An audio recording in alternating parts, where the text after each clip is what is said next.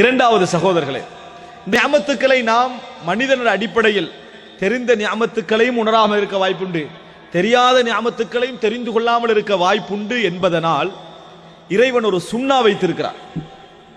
என்ன சுன்னா தெரியுமா? மனிதனுடைய வாழ்க்கையில் மைனஸை ஏற்படுத்துகின்ற ஒரு சுன்னா. மைனஸ், நெகட்டிவான நிகழ்வுகள் நடக்கும். அது மரணமாக இருந்தால் அவனுக்கு திருந்த வாய்ப்பு இல்லை. மரணம்தான் ஒரு மனிதன் பயப்படக்கூடிய உச்சகட்ட விஷயம். மரணமாக இருந்தால், உயிரிழப்பாக இருந்தால் அவனுக்கு திருந்துவதற்கான சந்தர்ப்பம், வாய்ப்புகள் எதுவும் இல்லை.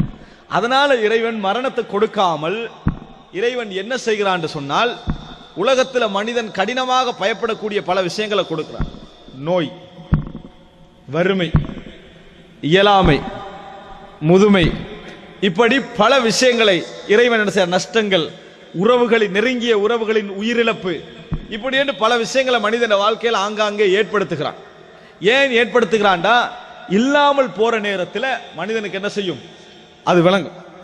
இல்லாமல் போகிற நேரத்தில் மனிதனுக்கு அந்த ஒரு உண்மையிலே அவன் அல்லாஹ்வை நம்பியவனாக இருந்தால், மறுமையை நம்பி வாழக்கூடியவனாக இருந்தால், வறுமை என்று வருகிற நேரத்தில் தனக்கு இருந்த காலங்களை அவன் நினைச்சு பார்ப்பான். இப்படியெல்லாம் நான் இருந்தேன். பொருளாதாரம் அள்ளி வருகிற நேரத்தில் தான் ஏற்கனவே வறுமையில் இருந்த காலங்களை அவன் என்ன செய்வான், நினைத்து பார்ப்பான். இது ஒரு நியமத் என்று அவன் என்ன செய்வான், உணர்வான். அதே போன்று ஒரு மனிதனுக்கு நோய் வந்ததா, உலகத்தில் எவனுக்கும் இல்லை. நீங்க பல உரைகள், பல ஆயிரம் உரைகள் கேட்டு ஏற்படாத உணர்வு நோயில இருக்கிற நேரத்தில் ஒரு மனிதன் ஈமான் உள்ளவனாக இருந்தால் ஏற்படும். ஒரு மனிதன் ஈமான் உள்ளவனாக இருந்தால் நீங்க பல உருக்கமான உரைகளை கேட்டு உங்கள் உள்ளத்தில் ஏற்படாத உணர்வு எப்ப ஏற்படும், நோயுடைய நேரத்தில் ஏற்படும். நோயுடைய நேரத்தில் ஏற்படும். அந்த நோய் நேரத்தில் உள்ளத்தில் என்ன வரும், உலகத்தை நீங்க சரியா பார்ப்பீங்க, உலகத்தை சரியாக பார்ப்பீர்கள். சுபஹானல்லாஹ், 3 நாள் நீங்கள் நோயாளியாக இருந்து பாருங்கள், உலகமே உங்களை பார்க்க வரும். நீங்கள் 3 மாத நோயாளியாக இருந்து பாருங்கள், உறவுகளே பார்க்க வராது. உறவுகளும் என்ன செய்யாது, பார்க்க வராது. அவர்களும் உங்கள் மீது கடைபிடிக்கக்கூடிய அந்த தருணத்தை குறைப்பார்கள். எப்பொழுதுமே போக வேண்டி இருக்கிற வாழ்க்கையில் எத்தனையோ விஷயங்களை நம்ம பார்க்க வேண்டி இருக்கிறதே என்று சொல்லி ஆரம்பத்தில் மன்னிப்பு கேட்பார்கள். கொஞ்சம் லேட் ஆகிட்டோன்னு நினைச்சிடவானா. ஹாஸ்பிட்டலில் நீங்க பார்க்கலாம், ஒரு நோயாளி எதிர்பார்க்கக்கூடிய முதல் விஷயம் என்ன, நம்மளை பார்க்க வாரவர் டைமுக்கு வாரது. நம்ம அதில் கூட என்ன செய்ய மாட்டோம், சரியாக கடைபிடிக்க மாட்டோம். சொந்தங்கள், உறவுகள் வரமாட்டான். அவருக்குரிய வேலை தான் அவருக்கு இருக்கும். கடைசி காலம் போக போக என்ன நடக்கும், காலையிலும் பகலிலும் இரவிலும் வரலமெண்டா ஒரு நேரம் தான் வருவார். அதுக்கு ஒரு 2 நாளைக்கு கொண்டு ஆகிரும். அது பிறகு ஆள் போட்டு பார்க்க வைப்பாங்க. அந்த நேரத்தில் உலகம் விளங்கும். இதுதான் உலகம். உன்னில் தேவை இருக்கும் வரைக்கும், நீ இன்னொருவருக்கு தேவையாக இருக்கும் வரைக்கும், உனக்கு மற்றவர்களின் தேவை இருக்கும் வரைக்கும் தான் இந்த உலகம் என்ன செய்யும், இருக்கும். இல்லை என்று சொன்னால் நிலைமை என்ன செஞ்சிடும், தலகீழாக மாறும் என்பது உலகத்தில் பார்க்கிறோம். அதனாலதான் ரசூலுல்லாஹி ஸல்லல்லாஹு அலைஹி வஸல்லம் சொன்னார்கள், நோயாளி நோயில் இருக்கிற நேரத்தில் பொறுமையோடு அவர் இருப்பார் என்று சொன்னால், அவர் ஆரோக்கியமாக இருக்கிற நேரத்தில் எப்படியெல்லாம் அவர் அமல் செய்தாரோ அத்தனை அமல்களுடைய கூலியும் அவருடைய நோயில் எழுதப்படும் என்றாங்க ரசூலுல்லாஹி ஸல்லல்லாஹு அலைஹி வஸல்லம். வித்திரு தொழுதோமா, 5 நேரம் தொழுதோமா, நோன்பு வைத்தோமா, சுன்னத்து நோன்பு வைத்தோமா, தர்மங்கள் செய்தோமா, நீங்க ஒன்றும் செய்ய வேண்டிய அவசியம் இல்லை. நோயாளியா இருக்கிறீங்க, எதுவும் செய்ய முடியல, எல்லாமே உங்களுக்கு எழுதப்படும் என்று ரசூலுல்லாஹி ஸல்லல்லாஹு அலைஹி வஸல்லம் சொன்னார்கள். ஒரு நோயாளி நோயிலிருந்து வருகிற நேரத்தில் அவரது எல்லா பாவங்களும் மன்னிக்கப்பட்டு அன்றைக்கு பிறந்த குழந்தை எப்படி இருக்குமோ அது மாதிரி வெளியே வருவார் என்று ரசூலுல்லாஹி ஸல்லல்லாஹு அலைஹி வஸல்லம் அவர்கள் சொன்னார்கள். என்ன காரணம், அந்த நேரத்தில் சோதனையின் மூலம் அவன் பெரிய உணர்வுகளை பெறான், ஒரு பெரிய உணர்வுகளை அவன் பெறுகிறான். ரசூலுல்லாஹி ஸல்லல்லாஹு அலைஹி வஸல்லம் இடத்தில் அந்த பெண்மணி வந்தாங்களே, என்ன அல்லாஹ்வின் தூதரே, இன்னி உஸ்ரா, நான் இப்படி ஃபிட் விழுகிறேன் என்று சொன்னாங்களே. அப்ப ரசூலுல்லாஹ் என்ன சொன்னாங்க, நீங்க விரும்பினா பொறுத்துக்கங்கன்னு சொன்னாங்க. இன் ஷிஅத்தி சபர்தி வலக்கில் ஜன்னா, இதுல பொறுமையாக இருக்க உங்களுக்கு சொர்க்கம் உண்டு என்று சொன்னாங்க ரசூலுல்லாஹ். உங்களுக்கு சொர்க்கம் உண்டு என்று ரசூலுல்லாஹ் சொன்னாங்க. அந்த பெண்மணி என்ன சொன்னா, அஸ்பிர், நான் பொறுமையாக இருக்கிறேன், வலக்கின்னி அத்தகஷஃப், Dress விலகுது, அதுக்காக வேண்டி துவா கேளுங்கன்னு சொன்னாங்க. ரசூலுல்லாஹி ஸல்லல்லாஹு அலைஹி வஸல்லம் அவர்கள் துவா கேட்டார்கள் என்ற செய்தியை பார்க்கிறோம். எனவே அன்புள்ள சகோதரர்களே, அல்லாஹ் தஆலா இரண்டாவது முஃமின்கள் மீது இறக்கப்பட்டு கருணையின் காரணமாக அவன் உணர்ந்து திருந்த வேண்டும் என்பதற்காக சில மைனஸான நிகழ்வுகள் அல்லாஹ் கொடுக்கிறான். நோய் வருகிற நேரத்தில் நம்ம இப்படி உணர்றோம். இரண்டாவது என்ன, ஒரு மனிதனுடைய வாழ்க்கையில நஷ்டம். وَلَنَبْلُوَنَّكُمْ بِشَيْءٍ مِّنَ الْخَوْفِ وَالْجُوعِ وَنَقْصٍ مِّنَ الْأَمْوَالِ وَالْأَنفُسِ وَالثَّمَرَاتِ. அல்லாஹ் தஆலா சொல்கிறான், وَبَشِّرِ الصَّابِرِينَ الَّذِينَ إِذَا أَصَابَتْهُمْ مُصِيبَةٌ قَالُوا إِنَّا لِلَّهِ وَإِنَّا إِلَيْهِ راجعون. இதுதான் ஒரு மூமினுடைய பண்பு. அல்லாஹ் தஆலா கொடுப்பான்.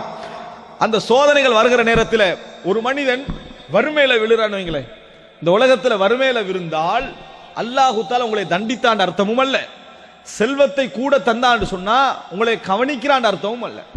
அல்லாஹு தஆலா இரண்டு நிலையிலும் நீங்கள் முஃமினாக இருந்தால் நன்மையை நாடுகிறான். பணம் கிடைக்கிற நேரத்தில் நீங்க நன்றி செலுத்துகிறீர்களா, வறுமை வருகிற நேரத்தில் நீங்கள் இறைவனை சிந்திக்கிறீர்களா என்றுதான் இறைவனுடைய. அதனால்தான் அல்லாஹு தஆலா சொல்லி காட்டுகிறான் குர்ஆனிலே, வஅഖذناهم بالبأساء والضراء لعلهم يضرعون. அவர்களை நாம் கஷ்டங்களையும் துன்பங்களையும் கொண்டு பிடித்தோம். யார? ஃபிர்அவுனையும் அவர்கள் சமுதாயத்தினரை கஷ்டங்களையும் துன்பங்களையும் கொண்டு பிடித்தோம். எதற்காக பிடித்தோம் தெரியுமா? தண்டனை அல்ல. லஅல்லஹும் யضرعون, பணிந்து வருவார்கள் என்பதற்காக. பணியட்டும், எனக்கு மேல ஒரு சக்தி இருக்கிறது என்று உணரட்டும், எனது பலம் வெறும் பலகீனம் தான் என்று உணரட்டும் என்பதற்காக அல்லாஹ் கொடுக்கிறான். அந்த நேரத்தில் நீங்க நியாமத்தை உணர்வீர்கள், அல்லாஹ்வுடைய நியாமத்தை உணர்வீர்கள். ஆரோக்கியம் என்றா என்ன, வசதி என்றா என்ன, அப்படி என்பதை உணர்வீர்கள் என்பதற்காக நம்ம பிடிக்கிறோம் என்று அல்லாஹ் தஆலா சொல்லி காட்டுகிறான். அன்புள்ள சகோதரர்களை, வியாபாரத்தை நம்ம நஷ்டம் அடைகிறோம். வதிஜாரத்துன் தக்ஷவுன கசாதஹா, வதிஜாரா தக்ஷவுன கசாதஹா, இந்த வியாபாரத்துடைய நஷ்டத்தை நீங்கள் பயப்படுகிறீர்களோ அப்படின்னு அல்லாஹ் தஆலா நஷ்டத்தை பயப்படுவதா மனிதனுடைய வியாபாரம். அல்லாஹ் தஆலா சொல்றா, அதிலே நாம் என்ன செய்வோம்? நக்ஸு மினல் அம்வால், நஷ்டத்தை கொடுப்போம், நஷ்டத்தை நாம் கொடுப்போம். திருந்தி வாரானான்னு பார்க்க, உணர்கிறோமா என்று பார்க்க. ஒரே சிச்சுவேஷன் ஆயிக்கும். சீசன் பிசினஸை எதிர்பார்த்திருப்பான், கொண்டு கொட்டி இருக்கும். அதே சீசனை எதிர்பார்த்து அடுத்த தடவைக்கு அங்கே போடுவான். எல்லாம் அதே சூழல் தான், அதே ஆட்சி தான் இருக்கும். நஷ்டத்தில் விழுவான். நஷ்டத்தில் என்ன செய்வான்? விழுவான். ரீசன் அவனுக்கு புரியாது, ரீசன் அவனுக்கு புரியாது. அல்லாஹு தஆலா என்ன சொல்றான்னா, என்னை உணரணும், நீ எல்லாமே இதென்று வாழக்கூடாது, நான் இருக்கிறேன் என்பதை உணர வேண்டும் என்பதற்காகத்தான் உன்னை சோதிக்கிறேன். உன்னோட எந்த கோபத்திலையும் அல்ல என்பது குர்ஆனும் சுன்னாவும் எங்களுக்கு சொல்லக்கூடிய மிகப்பெரிய செய்தி. உணர்றம் இல்லை, ஒழுக்கமான வாழ்க்கையை அல்லாஹு தஆலா தந்திருப்பான். சுப்ஹானல்லாஹ். அல்லாஹு தஆலா நம்மளுக்கு தெரியாமலேயே மார்க்க உரைகளை கேட்க, குர்ஆனை ஓத, மார்க்கத்தை படிக்க எத்தனையோ பேருக்கு பெரும் சிரமமாக இருக்கக்கூடிய இந்த நிகழ்வுகளை அல்லாஹ் ஈஸியாக்கி வச்சுக்கிறான். எங்களோட உள்ளங்கள்ல அல்லாஹு தஆலா இலகாக்கி வச்சுக்கிறான். ஒரு நம்ம போய் கேட்கலாம். இலகுன்னு சொல்றது இலகுவாக கிடைப்பதை சொல்லல, எங்களுக்கு வர்றதுல உள்ளத்துல பெரிய பாரம் இல்லை. ஒரு பயானுக்கு போய் இருப்போம், ஒரு செய்தியை படிப்போம், கொஞ்சம் குர்ஆனை ஓதுவோம், அல்லது ஒரு செய்தியை கேட்போம், இடத்துல எங்களுக்கு அல்லாஹ் உள்ளத்துல பாரம் தரல அப்படின்னு ஒரு பெரிய ஒரு நியாமத் செஞ்சுக்கிறான் அல்லாஹு தஆலா. இருந்தும் நாங்கள் புறக்கணிப்போம் என்று சொன்னால், அப்படியான வாய்ப்பு அல்லாஹு தஆலா தந்தும் நம்ம புறக்கணிப்போம் என்று சொன்னால், அல்லாஹு தஆலா நீங்க என்ன வாழ்க்கையை விரும்புறீங்கன்னு பாப்பா. அல்லாஹு தஆலா உங்களுக்கு இந்த வாழ்க்கை பிடிக்கல, தீனோட வாழ்க்கை பிடிக்கல, ஒழுக்கமான வாழ்க்கை பிடிக்கல, உங்களுக்கு இந்த வாழ்க்கையில் ஒரு வெறுப்பு ஏற்படுகிறது, எவ்வளவு ஜோலியாக வெளியே செய்யறாங்க இருக்கிறாங்க, நானும் அப்படி வாழ்ந்துட்டு தௌபா செஞ்சா என்னன்னு நீங்க நிறைய நினைக்கிறீங்களா? அல்லாஹு தஆலா என்ன செய்வான்னு சொன்னா, உங்களுக்கு வாழ்க்கையில ஒழுக்க கேட்ட சோதனை ஆக்கிடுவான். உங்களுக்கு ஒழுக்க கேட்ட சோதனை ஆக்கிடுவான். உங்களோட வாழ்க்கையுடைய சீரழிவை உங்களுக்கு சோதனை ஆக்கிடுவான். காரணம் என்ன? ஒழுக்க கேடு என்பது ஒழுக்க கேட்டில இருப்பவனுக்கு பெரிய ஒரு செய்தி மாதிரி விளங்கும். ஏன்டா எல்லைகள் இல்லை, எதுவும் இல்லை, எப்படியும் வாழலாம் என்பவனுக்கு பெரிய ஒரு செய்தி மாதிரி விளங்கும். ஆனா நீங்கள் ஈமானோடு வாழ்கிற நேரத்தில் உங்களுக்கு அது பெரிய செய்தி அல்ல, பாரமாகத்தான் இருக்கும். சோதனை ஆக்கிப்பட்டுட்டீங்கன்னு சொன்னால் அதுக்கு பின்னால தீன் உங்களுக்கு பெரிய கஷ்டமா விளங்கும். குர்ஆனை ஓதல் பெரிய கஷ்டமாக விளங்கும். ஆனா நீங்க எதிர்பார்த்ததை அடைவதற்கு ஒரு 10 வருஷம் போகலாம். நீங்க கேடு கட்டவராக நாம் மாறுவதற்கு டைம் எடுக்கலாம். ஆனால் அதுக்கு பின்னால தீன் பக்கம் திரும்புவதற்குதே பெரிய கஷ்டமாக விளங்கும். அப்பதான் உங்களுக்கு விளங்கும் குடும்ப வாழ்க்கை என்றால் என்ன, நிம்மதி என்றால் என்ன, சந்தோஷம் என்றால் என்ன என்பதை நம்ம உணர்வோம். அன்புள்ள சகோதரர்களே, எத்தனையோ பேர் இந்த உலகத்திலே ஆன்மீகத்தை புறக்கணித்து எல்லை வரைக்கும் போய் நஷ்டப்பட்டுட்டு மார்க்கத்தை திரும்பி பார்க்கறாங்க. அப்படி திரும்பி பார்க்கிற நேரத்தில் ஹுதல்லில் முத்தகீன் என்ற வசனம் அவங்களுக்கு இனிமையாகவும் தங்கமாகவும் வழங்குது. இதுல சந்தேகம் கிடையாது. இது இறையச்சமுடையவர்களுக்கு நேர்வழி காட்டும் என்ற ஒரு பெரிய ஒரு பாடகர் அந்த வசனத்தை பார்த்த நேரத்தில் அவருக்கு உலகமே தலைகீழாக விளங்கிச்சு. காரணம் என்ன? உலகத்தை அவர் அனுபவிச்சுட்டாரு, இதுக்கு பிறகு எதுவும் இல்லை. அந்த நேரத்தில் திரும்பி பார்க்கிறாரு. இதுதான் பெரிய ஒரு நியாமத். ஆனா நியாமத்தில் இருந்து கொண்டு நம்ம என்ன நினைக்கிறோம் தெரியுமா? ஹராமை எட்டி பார்க்கிறோம். இந்த ஹராம் நம்மளுக்கு கிடைக்காதான்னு நினைக்கிறோம், இந்த வட்டி நம்மளுக்கு கிடைக்காதான்னு நினைக்கிறோம், இந்த ஒழுக்கங்கெட்ட வாழ்க்கை நம்மளுக்கு கிடைக்காதான்னு நினைக்கிறோம், அதுல உள்ள டேஸ்ட் நம்மளுக்கு கிடைக்கலையேன்னு நினைக்கிறோம். ஆனால் நம்ம இப்ப இருக்கிறதுடைய நியாமத்தை சைத்தான் மறைச்சிடுறான். இதனுடைய நிம்மதி அல்லாஹ் தஆலா என்ன செஞ்சு சைத்தான் எங்களுக்கு மறைத்து விடுகிறான். அன்புள்ள சகோதரர்களே, எனவே அதை நிஅமத் உணர்த்துவதற்காக அல்லாஹ் தஆலா என்ன செய்றான்? சில பொழுதுகள் உங்களை சோதனையில தள்ளி விடுகிறான். அன்புள்ள சகோதரர்களே, அதனால் இன்னும் பல விஷயங்களை பாருங்க. முதுமை, ஒரு மனிதன் வாழ்க்கையில முதுமை அடைகிற நேரத்தில் நிறைய பேர் லைஃப்ல என்ன செஞ்சிடறாங்க? உணர்ந்துடுறாங்க. முதுமை அடைகிற நேரத்தில் நீங்கள் பார்க்கலாம், முஸ்லிம்கள்ல குறிப்பாக முதுமை அடைந்த மக்களை பார்க்கலாம். டைமுக்கு பள்ளிக்கு வந்துருவாங்க, குர்ஆனை ஓதுவாங்க, சுன்னத் தொழுகைலாம் தொழுவார்கள். ஆனால் அவர்களுக்கு கூலி உண்டு, சந்தேகம் கிடையாது. ஆனால் அவர்கள் ஒன்றை உணர்ந்து உண்மையான முஃமின்களாக இருந்தால் நொந்து கொள்வார்கள். என்ன காரணம்? இன்றைக்கு நான் வணங்காமல் தொழாமல் இந்த இடத்திலே வேறு செய்வதற்கு எனக்கு எதுவுமே இல்லை, எனக்கு வேறு செய்யறதுக்கு எனக்கு எதுவுமே இல்லை. காரணம் என்ன? நீ விரும்பி பார்க்கின்ற காட்சி அல்ல டிவியில கூட உன்னை புள்ள பார்க்கிறது. நீ விரும்பி பார்க்கிற காட்சி அல்ல டிவியில கூட உன்னை பிள்ளை பார்ப்பது நீ விரும்பி பார்க்கிற காட்சி அல்ல. அது மாத்திரமல்ல, உன்னோட வந்து பேசுறதுக்கு யாருக்கும் டைம் இல்லை. நீ சொத்தெல்லாம் எழுதி முடிச்சிட்ட, உன்னோட பேசியிருக்கணும்னு எந்த அவசியம் அவங்களுக்கு இல்லை. இன்னும் சொல்ல போனா, நீ அழைப்புக்கு பதில் சொல்றதுக்கு உன் வீட்டில் யாரும் இருக்க மாட்டாங்க, எவ்வளவு மரியாதை கொடுத்திருந்தாலும் சரி. என்ன காரணம்? நீ இப்ப சுமை. ஒரு காலத்துல நீ தான் சுகம், ஆனால் இப்ப நீ சுமை. இந்த நேரத்தோட எது இன்பமா விளங்கும்? பள்ளிக்கு வந்து தொழுவது, குர்ஆனை ஓதுவது, அது மட்டும் இன்பமா விளங்கும். அல்லாஹ் எங்க இடத்துல எதிர்பார்த்தது என்ன தெரியுமா? இது இந்த உலகத்துடைய சுகமெல்லாம் உன்னை சூழ இருந்ததே, அப்ப இன்பமாக இருந்திருக்கணும். அல்லாஹ்வுடைய வணக்க வழிபாட்டிலே வளர்ந்த ஒரு இளைஞன், ஒரு மனிதன் ஹதீஸ் சொல்லல, ஒரு இளைஞன்.